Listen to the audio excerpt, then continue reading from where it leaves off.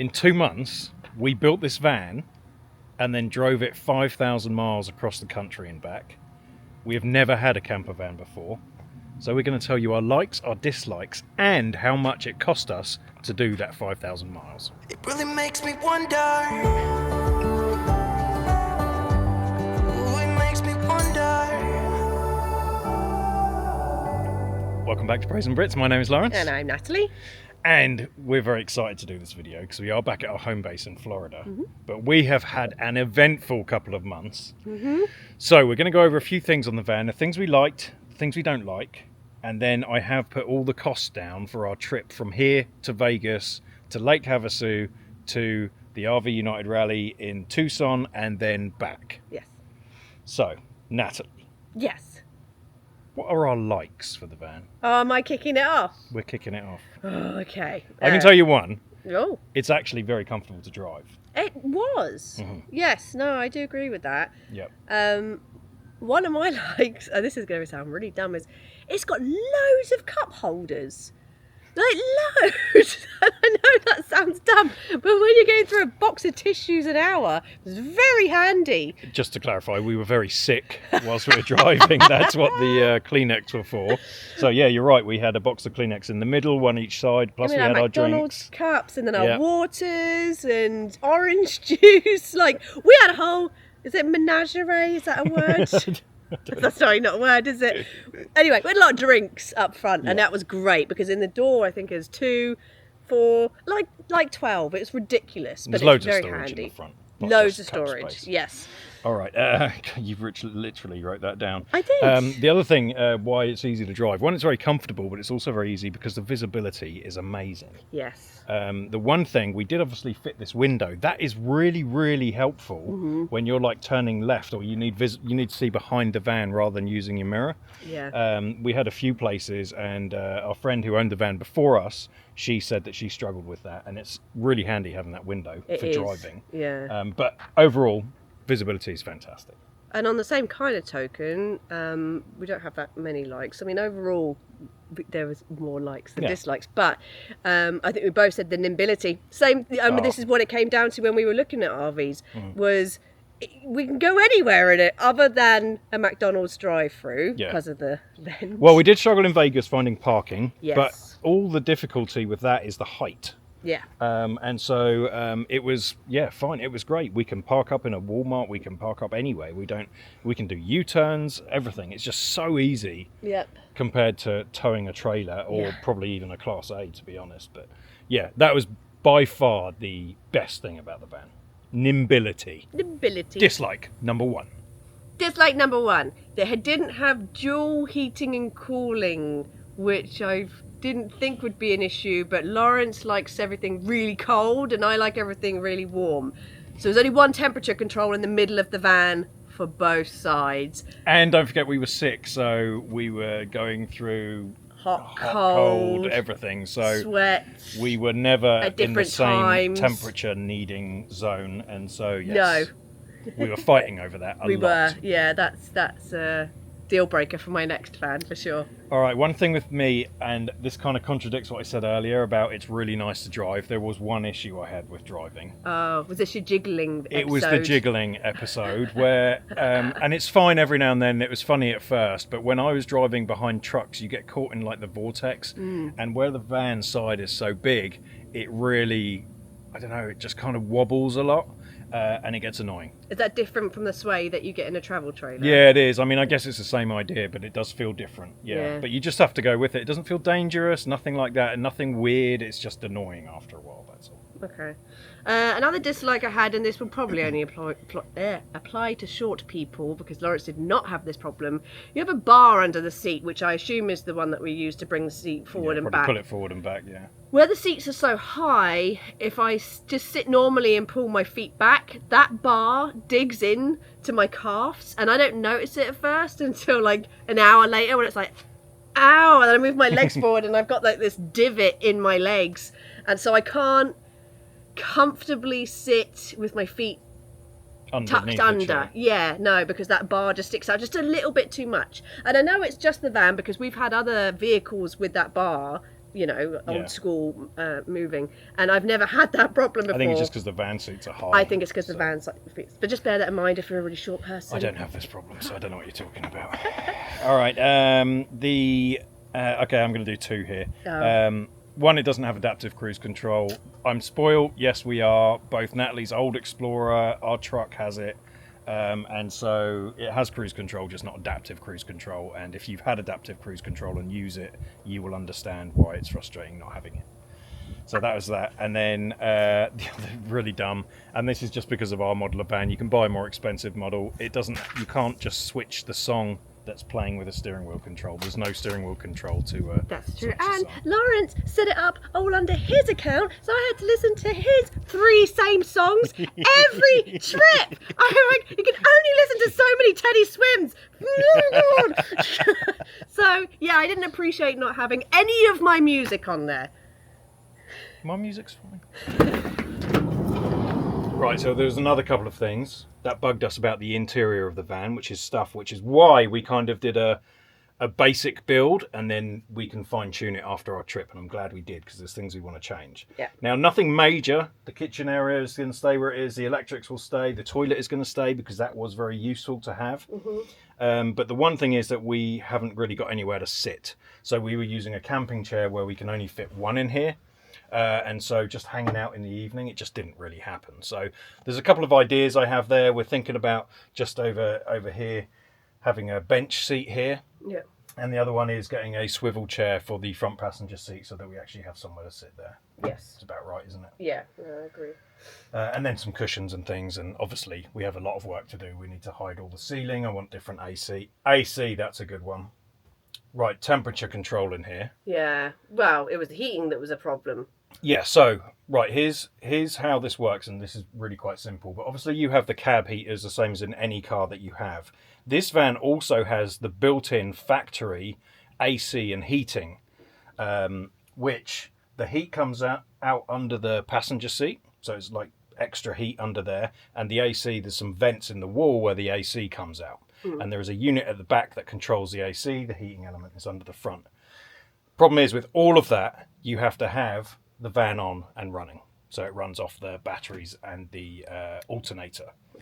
The other thing is we do have another AC heater unit on the roof, but this only works if we are on full hookups. Now, we do have a huge battery, but I haven't bought the inverter to connect the battery to the AC. So, Yeah. as you can tell, we're sweating right now. But at the time when we were in Arizona, we were not. And the problem that we found is overnight it was freezing cold. Yeah. Freezing cold. In fact, one time on my trip back, I went to bed. I just wanted to get a couple of hours kip. I went to bed and I was so cold I got up and started the van and I fell asleep again. And I don't know how long it was running. It turned off on its own, or I got up and turned it off, but it was pretty much running all night because I couldn't bear the cold. It was freezing. One other interior flaw that we did not think of is because we haven't installed the dog crates yet, anything we put underneath the bed came sliding forward every time we had to hit the brakes. So just bear that in mind if you were doing a camper build, where you're going to put your stuff and how you're going to secure it. Yeah, we didn't think it'd be a big deal, but the van actually isn't flat because obviously of the suspension in the back. So it kind of slides forward. Anytime we broke at all, everything slid forward. So we'd spend half an hour tidying everything up, and then it would all just end up right behind us in the seat. So that's our bad. We should have done better. I did buy some straps. That didn't work. So yes, that's one of the major jobs I have to do on this soon. Right, we're going to go over the costs of our trip that we took. So we did 4,800 miles or thereabouts over 26 days. Mm-hmm. And so we're going to go from when we left our driveway to when we got back in our driveway. Now, I will cover... Okay, the one big thing that we had, the van broke down. Everything that we paid for the van, which we stopped at Harbour Freight, I had to buy some tools. We had to buy the shudder fix stuff. I've included all of that, plus the new torque converter and fitting it. Everything to do with the van cost us $3,511. It's not as bad as I thought, actually. No, it's not too bad. Food and drink cost us $302. Is that it? In 26 days? Wait, hold on. So that's eating out.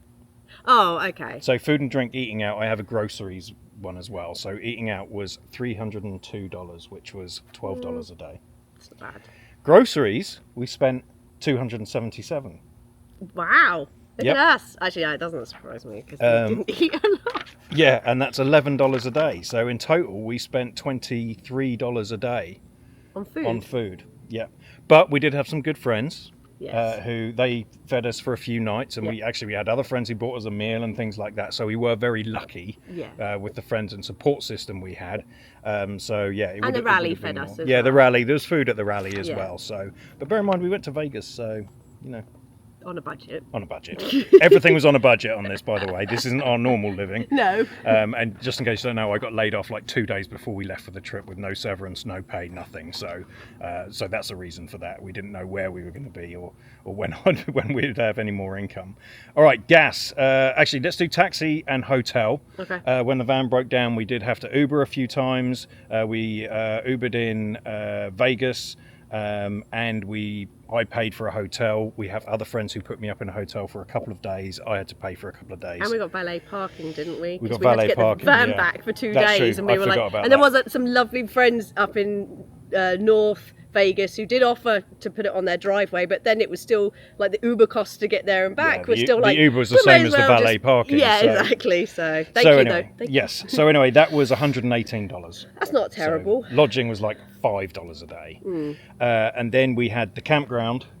Yep. Can you that was remember what that was? 189 for the week. Yeah, and that was for like 4 days. I think we paid for the RV United rally. Yes. So 189. All right, and then gas is the big one. $1,211. Oh wow, really? So that works not- out. yeah. That gas works out at 25 cents a mile. That's Don't know how we did that, but I'm pretty No. happy with that. Or maybe I've missed a couple, but I went through all our statements. So yeah, that was $47 a day in gas. Wow. Which sounds, it's about right because it's about a tank a day, yeah. right? On yeah, average. Yeah, it was. Okay, so anyway, one thing I don't want to include the van repair for those of you who are doing this just to see how much it might cost you. I don't want the van repair in here because that was our problem, and I didn't want to put the taxis and hotels in here because if you have a working van, we wouldn't have had to pay that. Yeah. So the total for that, including the including the rally Yeah. campground fees, it was 1,980. Which Wow. works out at how much per day? $76 a day we managed to do it for. That's yeah. That's everything. Food, That's gas, everything, yeah. the whole lot. So, and that's over 26 days, 4,800 miles. I put another little thing here. Oh, 2 quick things here. One, Natalie, Yes. do you remember we had an argument because you went on the toll road? I will overlay the clip here. We just had one of those moments where we had a little fight because Natalie wasn't paying attention and neither was I, and then she took the wrong road and then we ended up on the toll road and now we're paying millions of dollars. But look what we've missed. This has been going on for about 25 minutes. Both sides are blocked and we're on the expressway. Yes, and missed all of the traffic. We did miss all, we literally cut out about 2 hours of traffic. This week, bear in mind this was back in January and we are filming this right now, actually. This In video is going April. out tomorrow. We got a bill through this week for $170 that cost It was us. actually 195 because I had to talk them off the fees. It was our second notice. Well, we didn't receive the first we notice. didn't receive the first notice, so I did argue that, and they let us do it for 170. But she was still like, "Yeah, you don't go on that road in a van." And I was like, "I don't know." So, yes. Thanks, Natalie. Yeah. Right. Okay, and the other interesting thing I thought was we went to McDonald's 23 times. That In- doesn't surprise We me. went 23 times in 26 days. Sometimes just for coffee. We did. No, we pretty much just got a coffee every morning. Yeah. That's why. So, and then there was a couple of days where we weren't at a McDonald's. And before you try and judge us, we only, over those 23 times, we only spent $80.57. Yeah, we're very cheap takeaway people. For the Yeah. best deals, best coupons. Yeah.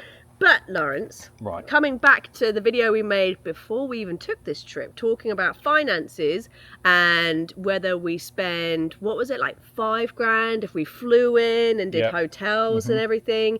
We could spend $3,000 if we rented a car, like we did all those.